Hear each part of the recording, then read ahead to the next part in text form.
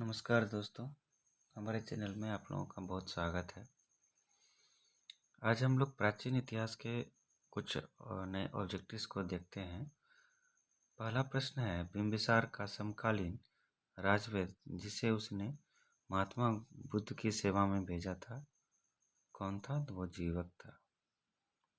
कौन था? जीवक।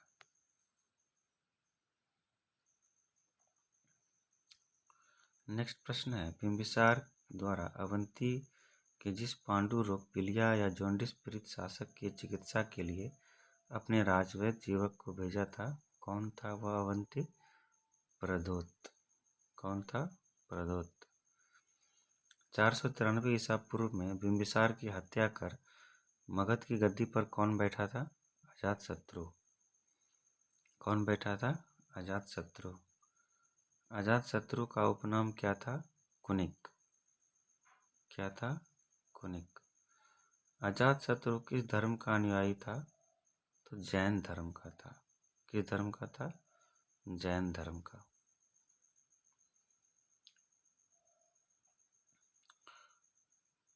461 ईस्वी पूर्व में कौन अजातशत्रु की हत्या कर मगध की गद्दी पर बैठा था? तो उदयन।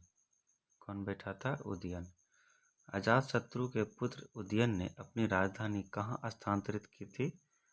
पाटलिपुत्र, जो वर्तमान में पटना है। उदयन किस धर्म का अनुयायी था? तो जैन धर्म का अनुयायी था। और अजातशत्रु किस धर्म का अनुयायी था? तो यह भी जैन धर्म का था। ध्यान में रखेंगे, अजातशत्रु किस धर्म का अनुयायी था? तो जैन धर्म। और उदयन किस धर्म का अनुयायी था? तो जैन धर्म। उदयन के शासनकाल की सर्वाधिक महत्वपूर्ण घटना क्या थी, जिसे मगध उत्तरी भारत का सबसे अधिक विशाल तथा शक्तिशाली साम्राज्य बन गया था? तो वो अवंती का मगध में विलय, यानी कि अवंती का मगध में मिलना है। उदयन का पुत्र जो उसका उत्तराधिकारी बना, नागदशक। कौन बना था? नागदशक। 412 ईस्वी पूर्व में किसने हर्यक वंश के अंतिम शासक नागदशक को अपदस्थ कर मगध में शिशुनाग वंश की स्थापना की? तो शिशुनाग ने। किसने की थी? शिशुनाग ने।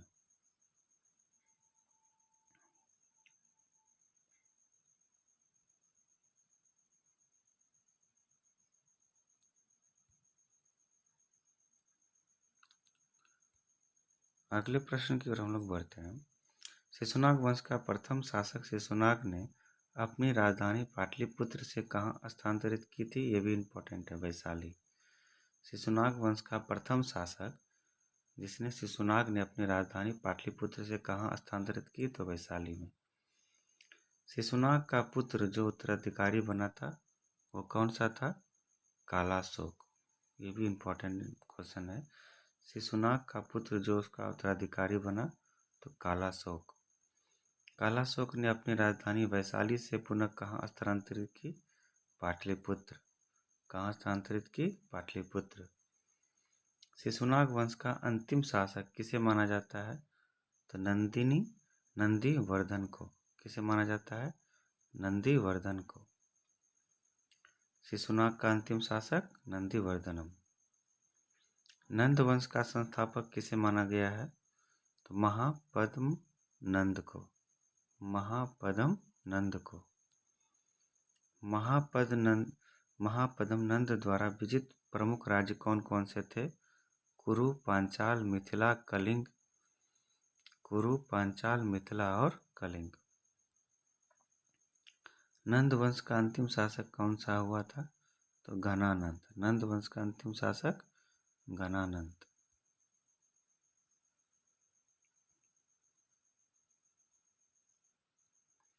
घनानंद के शासन काल में किस यूनानी शासक का मगध पर आक्रमण हुआ था?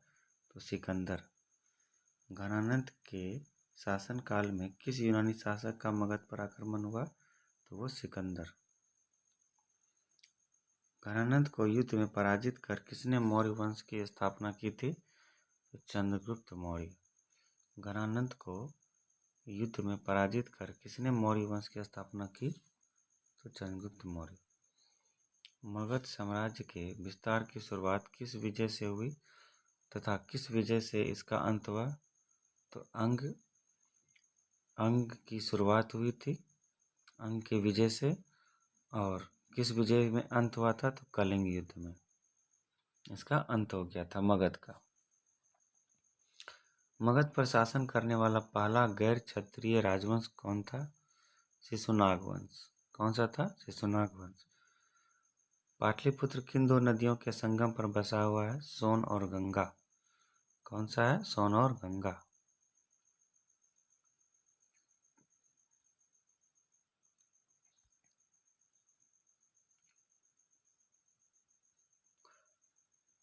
प्राचीन काल में कुसुमपुर किस नगर का दूसरा नाम था? पाटलिपुत्र। ये बहुत इंपॉर्टेंट क्वेश्चन है। प्राचीन काल में कुसुमपुर किस नगर का दूसरा नाम था? पाटलिपुत्र। यानी कि पाटलिपुत्र का दूसरा नाम क्या था? कुसुमपुर, प्राचीन काल में। राजगृह का निर्माण किस शासक ने करवाया था? तो बिंबिसार। किसने करवाया था? बिंबिसार। मगध साम्राज्य का सर्वाधिक विस्तार किसने किया था? महापद्म नंद ने। महापद्म नंद ने। बिंबिसार के राजवंश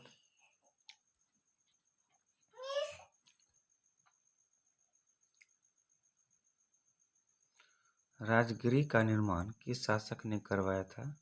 तो बिंबिसार। मगध साम्राज्य का सर्वाधिक विस्तार किसने किया था? तो महापद्म नंद ने। बिंबिसार के राजवैद्य जीवक ने आयुर्वेद की शिक्षा कहाँ से ली थी? तक्षशिला। कहाँ से ली थी? तक्षशिला। नेक्स्ट प्रश्न की ओर बढ़ते हैं।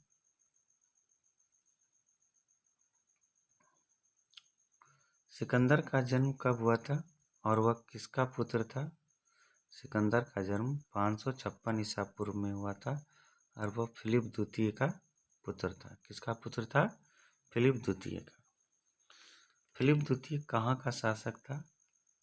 फिलिप द्वितीय मकदूनिया का था। फिलिप द्वितीय कहाँ का शासक था? मकदूनिया का। फिलिप द्वितीय की मृत्यु के बाद कितने वर्ष की अल्पायु में सिकंदर महान मकदूनिया का शासक बन गया? 20 वर्ष की आयु में। कितने वर्ष की आयु में? 20 वर्ष की आयु में। सिकंदर ने भारत विजय अभियान कब शुरू किया था? 326 ईस्वी पूर्व में। 326 ईसा पूर्व में। सिकंदर महान का मुख्य सेनापति कौन था? तो सेल्यूकस निकेटर था। कौन सा था? सेल्यूकस निकेटर था। सिकंदर महान के भारत आक्रमण के समय उत्तर भारत पर किस वंश का शासन था? उस समय वहां के शासक कौन थे? तो ये पेरू पोरस में थे।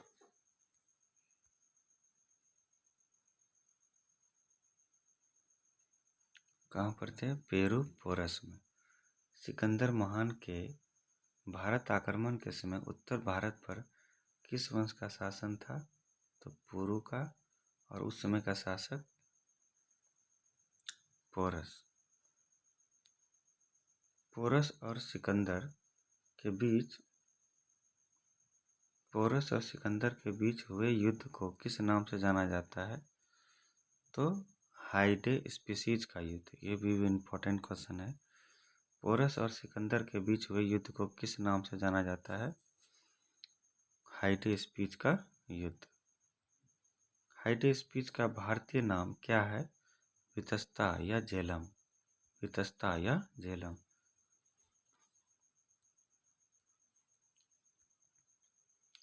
नेक्स्ट प्रश्न की ओर बढ़ते हैं।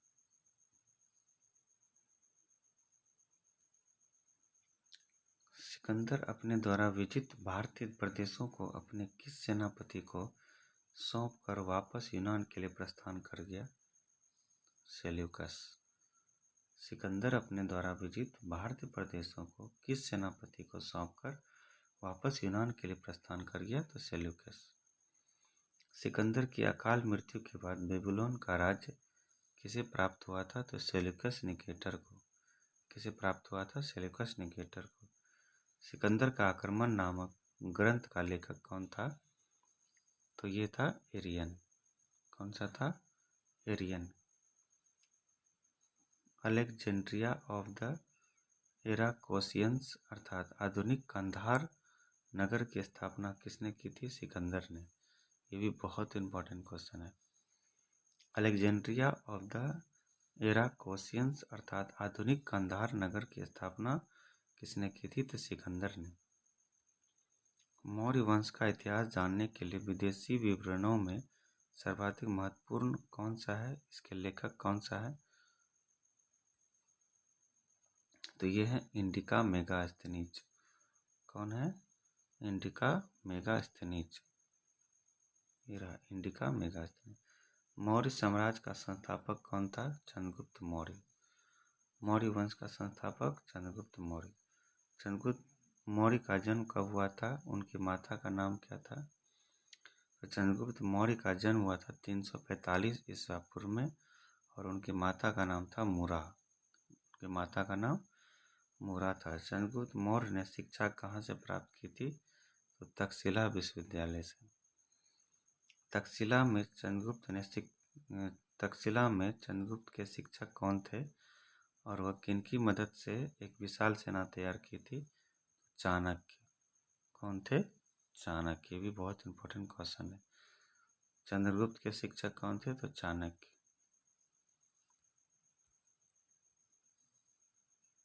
नेक्स्ट क्वेश्चन है, राजा बनने के पहले चंद्रगुप्त का पहला अभियान किस राज्य के विरुद्ध था जो सफल रहा? मगध। राजा बनने के पहले चंद्रगुप्त का अभियान किस राज्य के विरुद्ध था जो सफल रहा? तो मगध। राजा बनने के पहले चंद्रगुप्त का पहला सफल अभियान किस राज्य के विरुद्ध था? इस अभियान में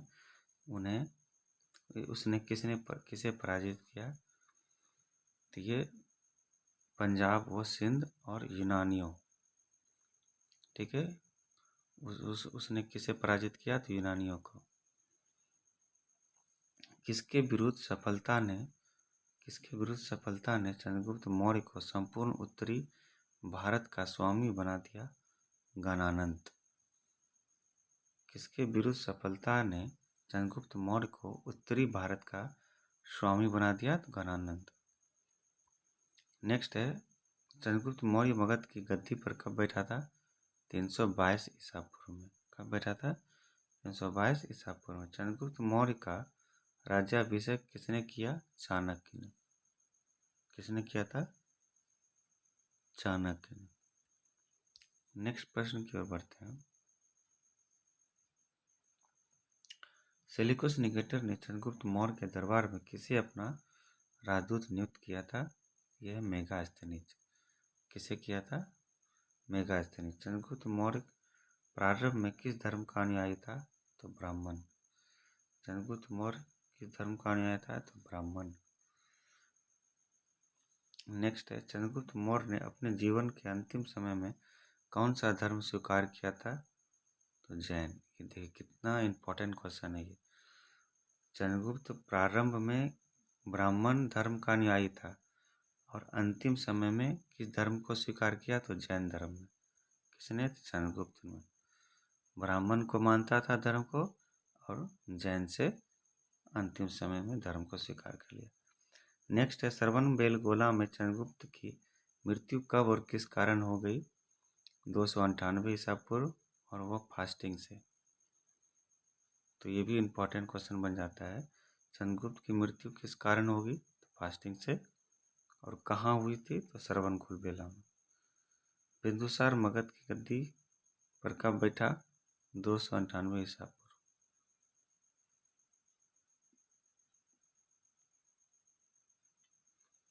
नेक्स्ट क्वेश्चन है, वायु पुराण में बिंदुसार को क्या कहा जाता था? भद्रसार या वारिसार? भद्रसार या वारिसार।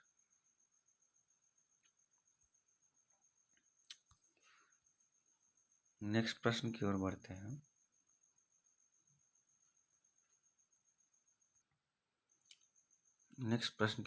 हैं। यूनानी ग्रंथों के अनुसार बिंदुसार ने कौन सी उपाधि धारण की थी? तो वह है अमित्र घात। कौन सी धारण की थी? अमित्र घात। किसने किया था? बिंदुसार ने। यूनानी ग्रंथों के अनुसार अमित्र घात का अर्थ क्या होता है? तो शत्रु विनाशक। क्या होता है? शत्रु विनाशक। जैन ग्रंथ में बिंदुसार को क्या कहते हैं? सिंहसेन। क्या कहते हैं? सिंहसेन। बिंदुसार के राज दरबार में आने वाला मिस्र के सम्राट टॉलमी द्वितीय फिलाडेल्फस का राजदूत कौन था? तो डायोनियस। कौन था? डायोनियस। बिंदुसार के दरबार में आने वाला सीरिया के सम्राट एंटिओकस प्रथम का राजदूत कौन था? तो डायमेकस। कौन था? डायमेकस। नेक्स्ट क्वेश्चन है, बिंदुसार ने सीरिया के सम्राट के दूत के माध्यम से किन 3 चीजों की मांग की थी? मीठी मदिरा, सूखी अंजीर और दार्शनिक। बिंदुसार प्रारंभ में किस धर्म का अनुयायी था और बाद में उसने किस धर्म को स्वीकार किया? तो ब्राह्मण। और अंतिम में बौद्ध धर्म को स्वीकार किया था। जबकि चाणक्य भी प्रारंभ में ब्राह्मण धर्म का अनुयायी था और अंतिम में जैन धर्म को अपनाया था। और बिंदुसार ब्राह्मण का अनुयायी था प्रारंभ में और अंतिम में बौद्ध धर्म को स्वीकार किया। तो बिंदुसार बौद्ध धर्म के किस संप्रदाय के अनुयायी था? आजीवक संप्रदाय का। ये भी इम्पोर्टेंट क्वेश्चन है। बिंदुसार बौद्ध धर्म के आजीवक संप्रदाय के अनुयायी थे। बिंदुसार का उत्तराधिकारी कौन हुआ? तो अशोक। बिंदुसार के बाद कौन बना? अशोक। बिंदुसार की मृत्यु के समय अशोक कहाँ का उपराजा था? तो अवंती उज्जैन का। कहाँ का था? अवंती उज्जैन का। नेक्स्ट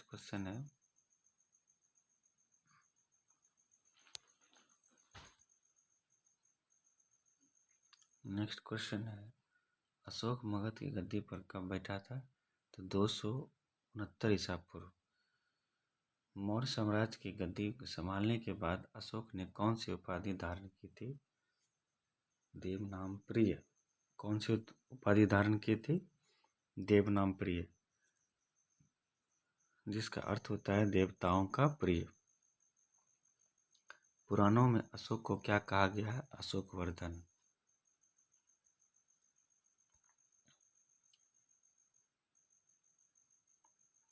पुराणों में अशोक को क्या कहा गया है? अशोकवर्धन।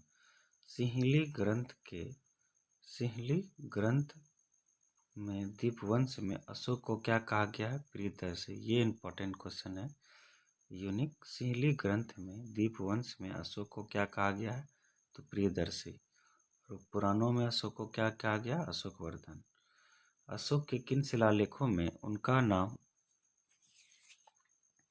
स्पष्ट रूप से अशोक मिलता है? तो मास्की व गुर्जरा में। किस शिलालेख में मिलता है? मास्की व गुर्जरा में। अपने लघु शिलालेखों के अतिरिक्त किस गैर मौर्यकालीन अभिलेख में भी अशोक का नाम अशोक मिलता है? तो रुद्रदामन प्रथम। किसमें मिलता है? रुद्रदामन प्रथम का।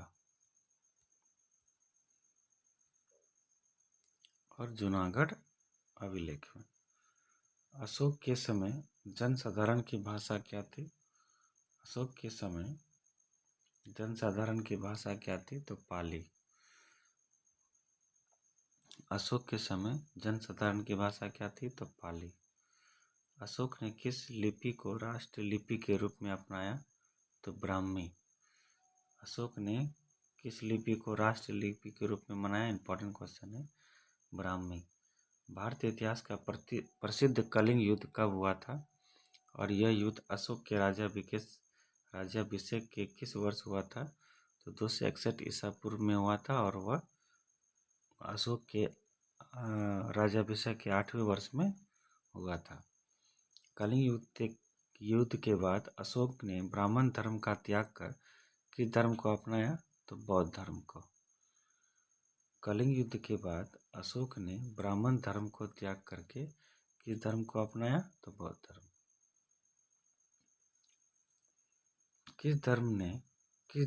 किस बौद्ध भिक्षु ने अशोक को बौद्ध धर्म की दीक्षा दी थी और वो कहाँ का रहने वाला था? उपगुप्त ने शिक्षा दी थी और वह मथुरा का रहने वाला था। नेक्स्ट क्वेश्चन की ओर बढ़ते हैं।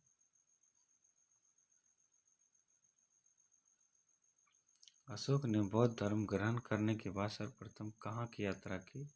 तो बोध गया। अशोक ने बौद्ध धर्म धारण करने के बाद कहाँ की यात्रा की? तो बोध गया। अशोक के शासन काल में कौन सी बौद्ध संगति का आयोजन किया गया था और कहाँ? तो ये तीसरा आयोजन था बौद्ध संगति का और पाटलिपुत्र में आयोजित किया गया था। अशोक ने बौद्ध धर्म के लिए अपने पुत्र महेंद्र व पुत्री संघमित्रा को कहाँ भेजा था? तो श्रीलंका में। कहाँ भेजा था? श्रीलंका में। अशोक के बाद बौद्ध धर्म के पतन का महत्वपूर्ण कारण क्या था? भिक्षुओं में अनिकता का आचरण। भिक्षुओं में अनिकता आचरण का कारण। नेक्स्ट क्वेश्चन है, अशोक की मृत्यु कब हुई थी? 332 ईसा पूर्व। अंतिम मौर्य शासन कौन था? अंतिम मौर्य शासक कौन था? तो बृहद्रथ। कौन था? बृहद्रथ। अशोक के शिलालेख को क्या कहते हैं?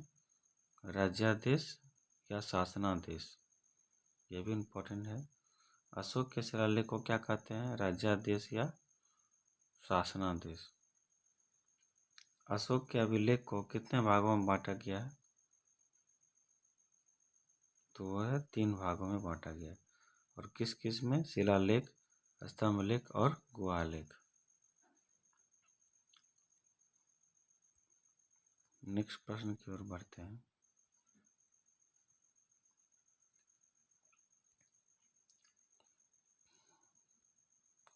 अशोक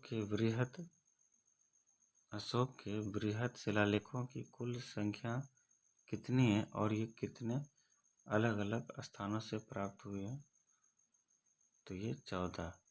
अशोक के शिलालेखों की संख्या कितनी है? 14। कितने अलग अलग स्थानों से प्राप्त हुई है? तो 8। अशोक के अधिकांश शिलालेखों व स्तंभों की भाषा व लिपि क्या है? शिलालेख व स्तंभलेख में प्राकृत भाषा कौन सी अपनाई गई है? प्राकृत भाषा। और लिपि कौन सी है? तो वो ब्राह्मी लिपि है। किस शिलालेख से यह ज्ञात होता है कि अशोक ने अपने राज्याभिषेक के 10वें वर्ष में बोध गया की यात्रा की थी? तो वह 8वां। अशोक का सर्वाधिक महत्वपूर्ण शिलालेख कौन सा है जिसमें उसने कलिंग युद्ध का वर्णन किया और इस युद्ध का वर्णन करने वाला एकमात्र अभिलेख है? वह है 13वां। नेक्स्ट क्वेश्चन है,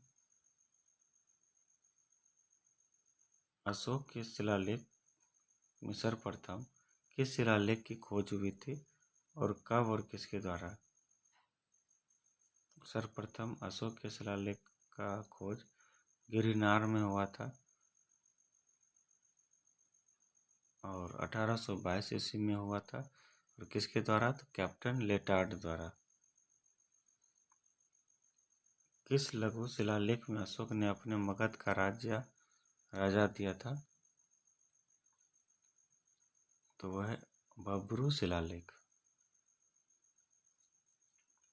किस लघु शिलालेख में अशोक ने अपने को मगध का राजा कहा था? तो वह बब्रू शिलालेख। ये भी इम्पोर्टेंट है। अशोक के गुहालेखों की कुल संख्या कितनी है? तो 3। कितनी संख्या? 3। अशोक के गुहालेख या गुफालेख कहाँ की पहाड़ियों में से स्थित है? तो वो बराबर है। और ये कहाँ स्थित है? गया बिहार में।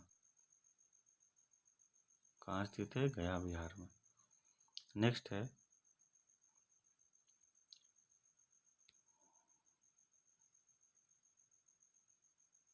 बिहार के गया जिले के बराबर की पहाड़ियों में स्थित अशोक द्वारा निर्मित गुफाओं के नाम क्या है? तो वह है सुदामा, विश्वजोपरी और कर्ण चौपार। ये सभी बिहार के गया जिले के बराबर के पहाड़ियों में स्थित है। नेक्स्ट क्वेश्चन है, चंद्रगुप्त मौर्य का प्रधानमंत्री कौन था? तो चाणक्य। ये भी बहुत इम्पोर्टेंट है। गुरु, चाणक्य, शिक्षक जो भी कहिए वो सब चाणक्य था। किसका? तो चंद्रगुप्त मौर्य का प्रधानमंत्री। मौर्य काल में शिक्षा का सबसे प्रधान केंद्र कौन सा नगर था? तो तक्षशिला। नेक्स्ट क्वेश्चन है, मौर्य काल में शिक्षा का सबसे प्रधान केंद्र कौन सा नगर था? तक्षशिला, जिसने चंद्रगुप्त ने यहीं पर शिक्षा ग्रहण की थी। किस मौर्य शासक ने अपने पहले दक्षिण भारत का विजय प्राप्त किया था? तो चंद्रगुप्त मौर्य।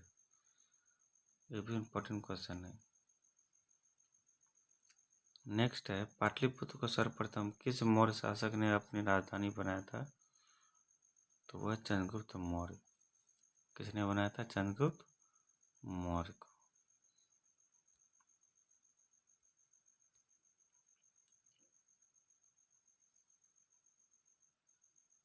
नेक्स्ट प्रश्न की ओर बढ़ते हैं। नंद वंश के पतन और मौर्य साम्राज्य की जानकारी देने वाला नाटक ग्रंथ मुद्रा राक्षस के लेखक कौन है?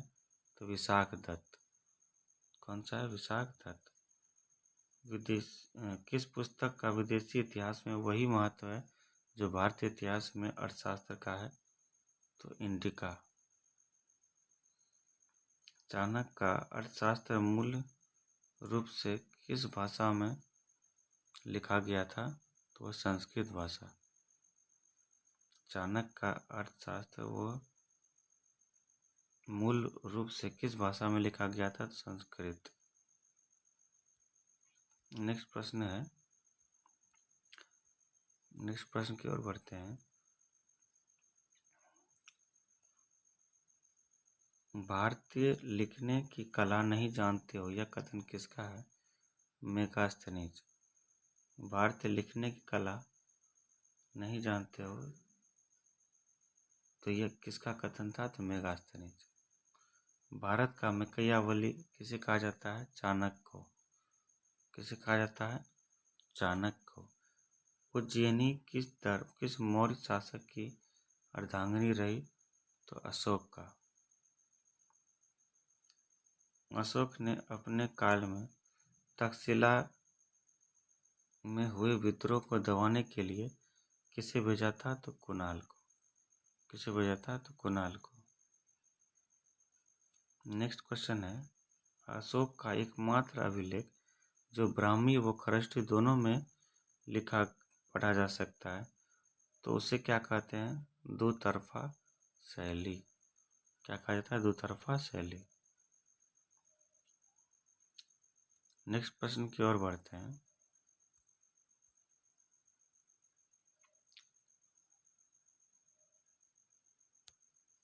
अशोक का एकमात्र अभिलेख जो ब्राह्मी खरष्टी दोनों लिपियों में पढ़ा जा सकता है, दो तरफा शैली में लिखा गया,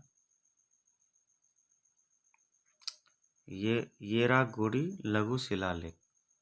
किस शैली में लिखा गया है? येरागुड़ी लघु शिलालेख। अशोक की माता का नाम सुभद्रांगी। कौन सी थी? सुभद्रांगी। किसने भारतीय समाज को 7 वर्ग में बांटा? दार्शनिक, किसान, अहीर, कारीगर। सैनिक,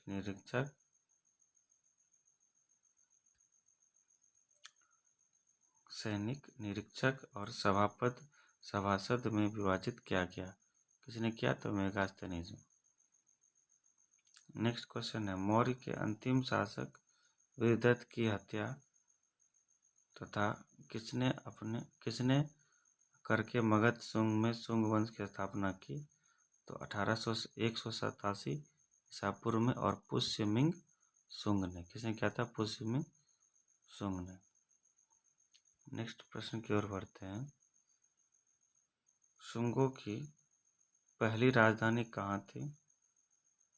शुंगों की पहली राजधानी तो ये थी पाटलिपुत्र। ये भी बहुत इंपॉर्टेंट क्वेश्चन है, ध्यान रखेंगे। शुंगों ने अपनी राजधानी कहाँ स्थापित की थी? तो यह है विदिशा, मध्य प्रदेश। कहाँ किया है? मध्य प्रदेश में।